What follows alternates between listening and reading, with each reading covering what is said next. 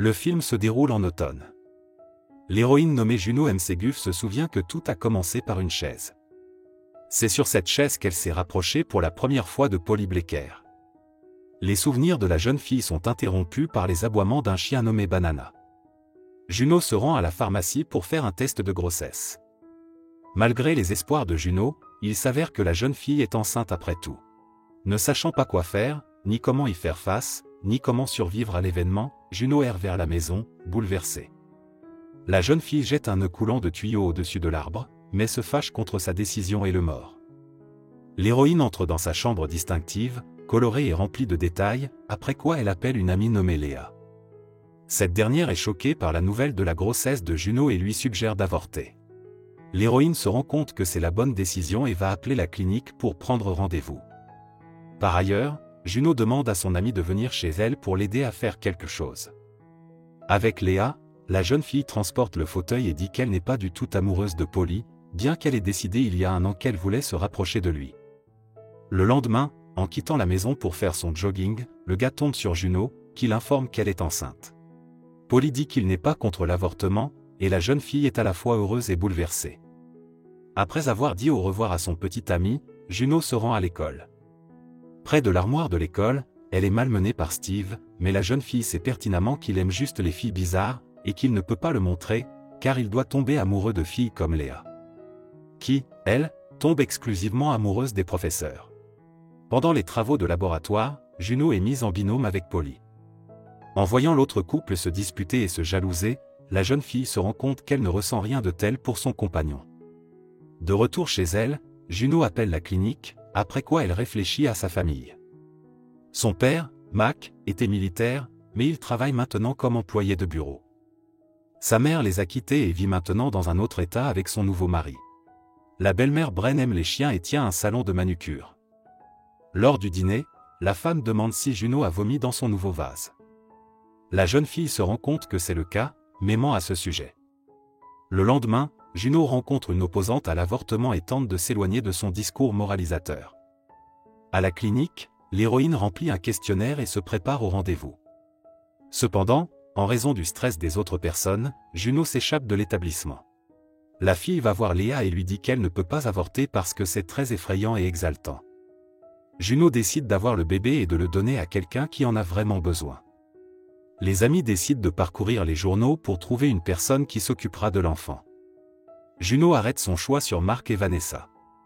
Pendant ce temps, Polly regarde une photo de l'héroïne dans un album. La maman de ce dernier entre dans la pièce et l'informe que Juno vient de l'appeler. Le lendemain, la jeune fille décide d'annoncer sa grossesse à ses parents.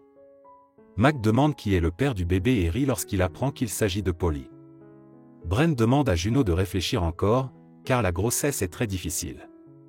La femme veut s'occuper des médecins et des pilules, et Mac est prêt à se rendre à une réunion avec Vanessa et Mark. Le lendemain, Juno se rend avec son père chez les futurs tuteurs. Vanessa est visiblement inquiète et surprise que la jeune fille ait trouvé leur annonce dans le journal. Juno a un comportement légèrement étrange, ce qui choque le couple. Vanessa propose une adoption ouverte avec photos et rencontres, mais l'héroïne refuse et veut simplement donner le bébé et l'oublier. Juno dit qu'elle n'a besoin d'aucune récompense en dehors du paiement des services médicaux. La jeune fille se rend dans la salle de bain et s'asperge du parfum de Vanessa.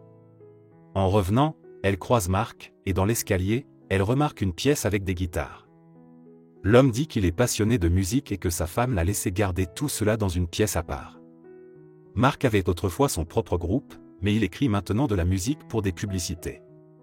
Vanessa s'inquiète de la longue absence de son mari, monte à l'étage et le remarque en train de jouer de la guitare avec Juno. La femme leur demande de redescendre pour finaliser les choses avec l'avocat.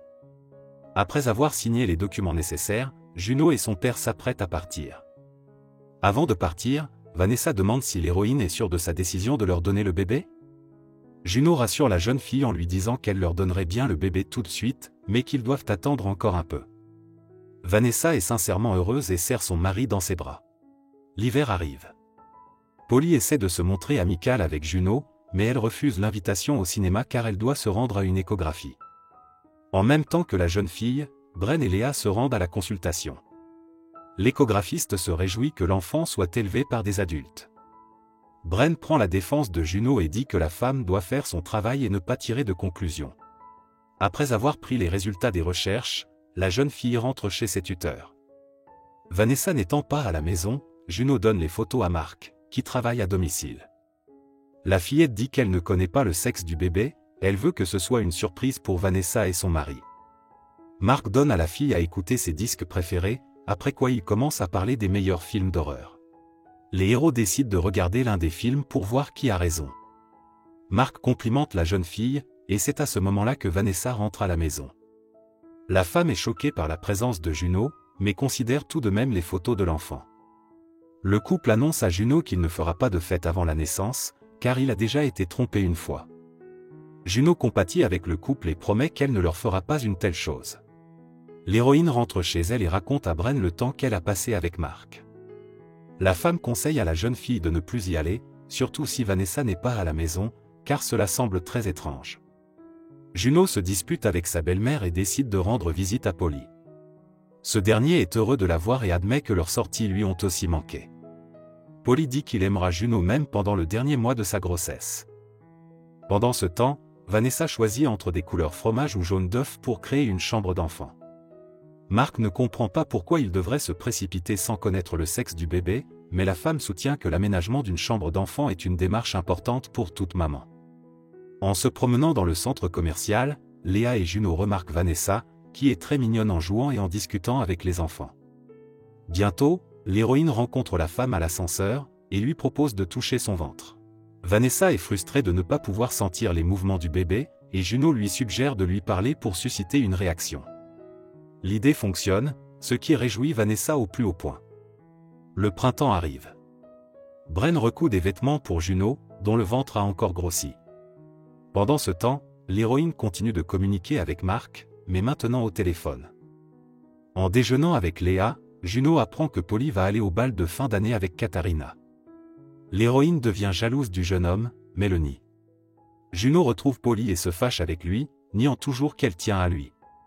Le gars répond que l'héroïne lui a brisé le cœur et qu'elle se comporte maintenant comme une enfant, mais il continue à la communiquer. Bouleversée, Juno décide d'aller chez Mark pour se calmer. Un homme est excité par son arrivée et lui montre une collection de bandes dessinées.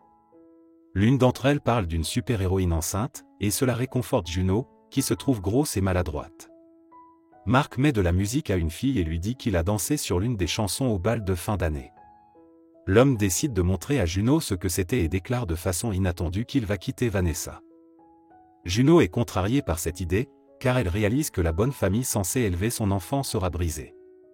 Mark prétend qu'il n'est pas prêt à être père et qu'il n'a jamais eu le désir de le devenir, contrairement à Vanessa.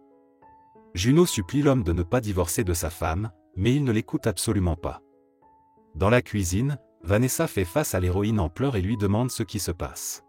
Mark explique qu'il n'est pas prêt à devenir père, mais sa femme pense que ce n'est qu'une excitation temporaire qui passera. Cependant, l'homme insiste sur le fait que tout se passe trop vite et que cela l'effraie. Vanessa ne croit pas que son mari soit prêt à renoncer à elle et à l'enfant pour l'illusion et le désir de devenir une rockstar. Incapable de supporter la chaleur de la passion, Juno s'enfuit de chez elle et ne comprend pas ce qu'elle doit faire ensuite. La fillette pleure dans la voiture, incapable de se remettre de ce qui s'est passé. Juno réalise que maintenant elle va se retrouver toute seule, avec un enfant qui n'a besoin de personne, et qu'il n'y a aucun moyen d'arranger les choses. Le soir, l'héroïne se rend compte de ce qu'elle doit faire et décide d'écrire un mot pour Vanessa et Mark. Juno glisse la lettre sous la porte et part sans laisser le couple lui dire un mot. Ayant soulagé son âme, la jeune fille retourne chez elle pendant que Mark et sa conjointe s'occupent du divorce et du déménagement. À la maison, Juno confie à son père qu'elle commence à perdre confiance dans les gens. Mac explique que deux personnes ne peuvent être heureuses ensemble toute leur vie que si elles y mettent du leur et veulent que leur amour dure. L'homme dit que la chose la plus importante dans une relation est d'accepter l'autre avec tous ses défauts. Après avoir écouté son père, Juno réalise qu'il y a déjà un tel homme dans sa vie, mais qu'elle ne l'avait pas remarqué auparavant. Mac dit en plaisantant que c'est lui, bien qu'il se rende compte que sa fille fait probablement référence à un homme. Juno l'informe qu'elle doit aller quelque part pendant un certain temps pour s'occuper de certaines affaires.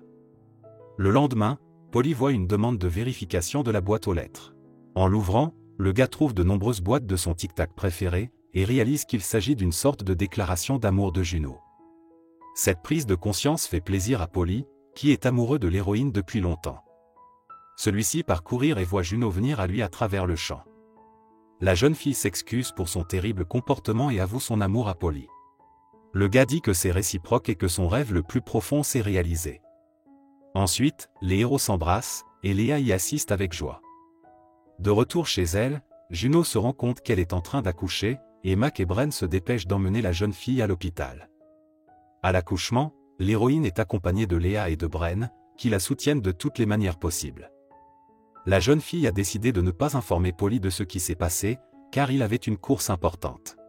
Le garçon a tout de même appris l'événement et s'est précipité à l'hôpital immédiatement après la compétition. Vanessa, qui avait attendu cet événement toute sa vie, est venue chercher son fils à l'hôpital. Sur le mur de la chambre d'enfant, la femme a accroché ce même mot de la fille, « Vanessa, si tu veux toujours, je suis partante, Juno ». C'était l'été. Après avoir pris sa guitare un après-midi ensoleillé, Juno s'est rendue à vélo chez Polly. Le couple a commencé à jouer des chansons l'un pour l'autre, réalisant que leur histoire heureuse ne faisait que commencer. C'est la fin du film. Merci à tous d'avoir regardé ce film jusqu'au bout. Donne un like à cette vidéo. Écris dans les commentaires ce que tu penses de ce film, et à bientôt dans de nouvelles vidéos.